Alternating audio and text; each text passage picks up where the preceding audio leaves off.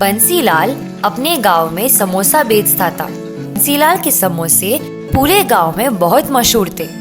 हमेशा दुकान के सामने समोसा खाने के लिए भीड़ हुआ करती थी। उनमें से शिवा नाम का एक आदमी हर रोज समोसा खाने के लिए आता था। वाह, क्या समोसे हैं! बंसीलाल के हाथ का समोसे का मजा ही कुछ और है। बहुत खूब, धन्यवाद शिवाजी। बंसीलाल, तुम समोसे के साथ लस्सी भी बेचना शुरू कर दो। समोसे के साथ लस्सी का मजा कुछ और ही है, और इससे तुम्हारे दुकान आने वालों का संख्या भी बढ़ेगा। शिवाजी, आपका सलाह तो अच्छा है, लेकिन मुझे लस्सी बनाना नहीं आता। अरे तुम चिंता मत करो, मुझे एक लस्सी बनाने वाली औरत मालूम है। वो बहुत अच्छी लस्सी बनाती है। आप कहें तो कल ही उसे लेकर आता हूँ। ठीक है, उस औरत को कल लेकर आओ। बंसीलाल के कहने पर शिवा उस औरत को बंसीलाल के पास काम पर रख दिया और वो औरत लस्सी बनाना शुरू कर दी और धीरे धीरे बंसीलाल से समोसा बनाना भी सीख लिया। बंसीलाल अब से समोसे के साथ लस्सी बेचना भी शुरू कर दिया। वाह बंसीलाल, ये समोसे के साथ लस्सी का तो क्या कहने। वाह, बहुत खूब। बंसीलाल के दुकान में भीड़ भी बढ़ गया और कस्टमर भी बंसीलाल का तारीफ करने लगे। अचानक एक दिन लस्सी बनाने वाली औरत जरूरी काम है बोलकर अपने गांव को 2 दिन के लिए चले गई। 2 दिन हुए लेकिन वापस नहीं आई। इस वजह से अगले दिन बंसीलाल लस्सी को छोड़कर खाली समोसे बेचने लगे। लस्सी ना होने के कारण दुकान के पास भीड़ कम हो गया। तभी एक औरत ने कहा, अरे बंसीलाल जी, बिना लस्सी के ये समोसे का कुछ मजा ही नहीं आ रहा। क्या करूं मैडम जी, वो लस्सी बनाने वाली औरत 2 दिन के लिए गांव जाकर वापस ही नहीं आई। लेकिन बिल्कुल आपके दुकान के लस्सी और समोसे की तरह वहाँ मंदिर के पास एक दुकान में बेच रहे हैं। बिल्कुल वही स्वाद है। क्या बिल्कुल वही स्वाद? हाँ, बिल्कुल वही स्वाद है। चलो मेरे साथ, बताती हूँ। लेडी कस्टमर ने बंसीलाल को उस दुकान के पास ले गई।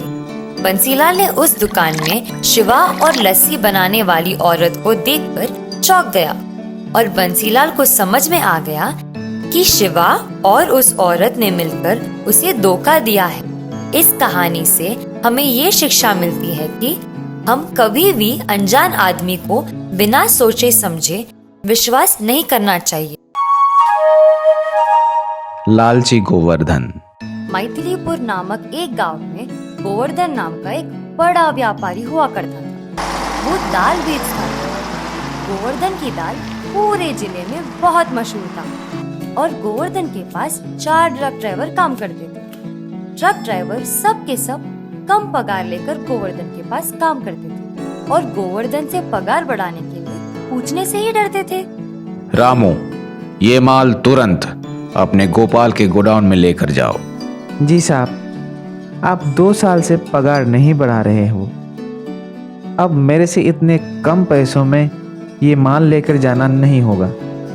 पगार बढ़ाओ साहब। चुप कर, ज्यादा जबान मत चलाओ। चुपचाप ले जाओ, नहीं तो काम से निकाल दूंगा। गोवर्धन अपने ड्राइवरों को मार्केट रेट से बहुत कम पैसे देकर काम करवाता था। रामू गोवर्धन को सबक सिखाना चाहता था, इसलिए अपने ड्राइवर भाइयों को बुलाया और कहा, सुनिए भाइयों, अब हमें ये गोवर्धन के पास कम पैसों के लिए काम करना बंद करना चाहिए। जब तक वो तनख्वाह बढ़ाता नहीं, तब तक ट्रक नहीं चलाना।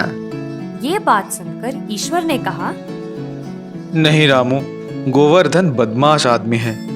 ऐसा करने से वो मुझे काम से निकाल देगा। तब रामू ने एक लकड़ी लेकर तोड़ने की प्रयास किया और वो जल्दी टूट गया। बाद में 4 लकड़ियां लिया और जब तोड़ने की प्रयास की, वो लकड़ियां टूटी ही नहीं। तब रामू ने कहा, MD10, अब समझ में आया क्या? डरो मत, मेरे साथ चलो। सभी ने मिलकर गोवर्धन के पास चल पड़े। अरे रामू, तुम अभी तक माल लेकर नहीं गए क्या? आप तनख्वाह बढ़ाइए, तब लेकर जाऊंगा। क्या नाटक है ये? ईश्वर, तुम लेकर जाओ। नहीं साहब, आप तनख्वाह बढ़ाइए। लक्ष्मण, तुम लेके जाओ। नहीं साहब। सुरेश, तुम लेकर जाओ। नहीं साहब। बहू के सोने देने वाली भैंस। शेखरपुर गांव में रामैया और उसका पत्नी रमा रहते थे। रमा की जब शादी हुई थी, उसने काली नाम की एक भैंस को दहेज में लेकर आई। काली बहुत अच्छी भैंस थी। वह हर रोज 20 लीटर दूध देती थी। रामैया उस दूध को लेकर गांव में जाकर बेचता था। ऐसा ही रामैया बहुत सारे पैसे कमाने लगे।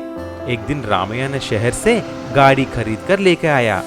अरे रमा, जरा आकर देखो तो मैंने क्या लाया हूँ। अरे वाह, नया कार, बहुत अच्छा है। ये सब बातें पड़ोस में रहने वाले कृष्णा देख लेता है और लालच से ऐसा सोचता है, अरे ये रामैया तो दिन ब दिन अमीर होता जा रहा है। ये सब उस भैंस की वजह से है। मुझे कुछ करना चाहिए। ऐसा बोलकर उस रात को कृष्णा काली को उठा लाता है और अपने घर में बांध देता है। अगली दिन की सुबह रामैया देखता है कि काली घर में नहीं है।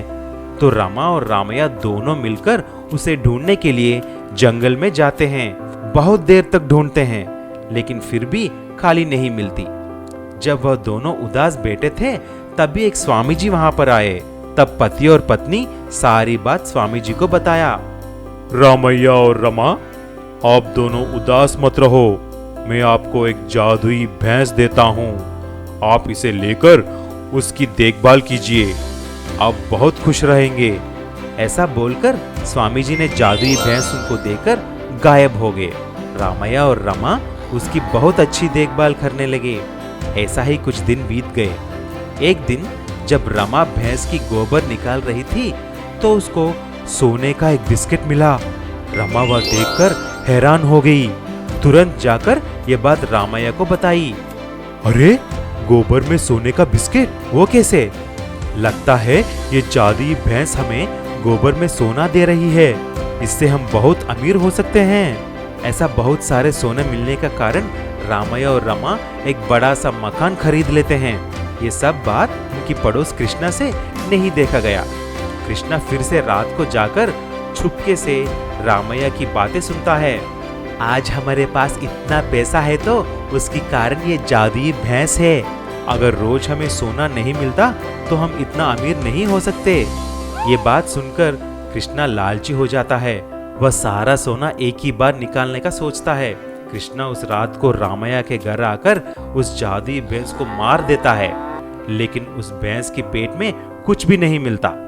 भैंस की चीखने की आवाज सुनकर रामैया और रमा वहां पर दौड़ते हुए आते हैं और कृष्णा को बहुत बुरी तरह पीटते हैं। मुझे मत मारो, मुझे मत मारो, मुझे क्षमा करो। मैं लालची होकर ऐसा किया। मैंने ही आपके काली को भी घर में बांध लिया है। मुझे छोड़ दो, मुझे क्षमा करो। ऐसा बोलकर कृष्णा ने काली को फिर से रामैया को दे दिया। उसके बाद फिर से काली का दूध बेचकर रामैया और रमा खुशी खुशी रहने लगे। बहू का जादुई आईना। रूबी एक शरारती लड़की थी। वह हर रोज गांव में किसी न किसी को तंग करती थी। रूबी कभी कभी पेड़ के पीछे छुपकर सबको पत्थरों से मारती थी, मटकी भी तोड़ती थी। उसकी शरारत की हद ही नहीं थी। सभी गांव वाले रूबी के घर आकर शिकायत भी करते थे, लेकिन रूबी के पापा भी उसे कुछ नहीं कहते थे। उससे बहुत प्यार करते थे। एक रात को रूबी ने एक भूत की तरह कपड़े पहनकर एक लड़के को डराया। भूत को देखकर वह वहां से भाग गया। अगले ही दिन शिकायत करने उस लड़की के माँ रूबी के घर आया। अरे ओ रूबी के माँ, क्या कर रही हो? रूबी ने मेरे बेटे को डरा दिया है। उसे अभी बुखार हो गया है। वह बाहर भी नहीं निकल रहा है। लगता है अभी तुमको रूबी की शादी करने का वक्त आ गया है। एक दिन जब रूबी खाना पका रही थी, अचानक उसका हाथ गरम तेल को लगकर सारा तेल रूबी के चेहरे पर गिर जाता है। ऐसा रूबी का चेहरा बुरी तरह जल जाता है। रूबी इलाज करने हॉस्पिटल जाती है और कुछ दिन के बाद लौटती है, लेकिन रूबी के चेहरे पर जलने का निशान नहीं मिटते। बहुत खूबसूरत दिखने वाली रूबी बदसूरत बन गई है। सभी उसको देखकर डरते थे। मेरा चेहरा बहुत बुरी तरह से जल गई है। मैं बहुत अंधविहीन दिख रही हूँ। मुझे अब इस दुनिया में नहीं जीना है। ऐसा सोचकर वो जंगल में चली जाती है। चलते चलते वह एक चट्टान पर पहुंचती है। वहां से कूदकर जान देने की सोचती है। तभी अचानक वहां पर एक साधु बाबा आते हैं और ऐसा पूछते हैं, बालिका, क्या हुआ है? तुम क्यों अपनी जान दे रही हो? पता नहीं आत्महत्या करना महापाप है। तभी रूबी सारी बात साधु बाबा को बोलती है।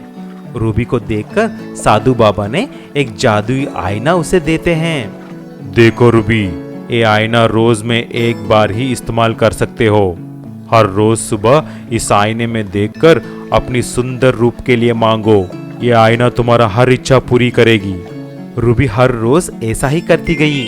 आईने का इस्तेमाल करती और सुंदर बन जाती। कुछ दिन के बाद सुंदर रूबी की शादी हो जाती है। वह दोनों पति पत्नी बहुत खुशी खुशी रहने लगे। लेकिन एक दिन जब रूबी आईने में देखकर अपना चेहरा बदल रही थी, तभी अचानक रूबी के पति उसको देखता है और चौंक जाता है कि रूबी कितनी बदसूरत है। तभी उसका पति ऐसा बोलता है, रूबी, ये क्या है? तुमने मुझे धोखा दिया है। तुम इतनी बदसूरत हो कि मैं तुम्हें देख भी नहीं सक रहा हूँ। चले जाओ यहाँ से। पति ऐसा बोलते ही रूबी समझ जाती है कि रंग और रूप को ही सब कदर करते हैं, गुण की तो किसी को भी परवाह नहीं है। ऐसा सोचकर रूबी उस आईने को फिर से उसी जंगल में जाकर उसी चट्टान से फेंक देती है। और रूबी समझ जाती है कि असली खूबसूरती रंग या रूप की नहीं होती है, लेकिन आदमी की गुण की ही होती है।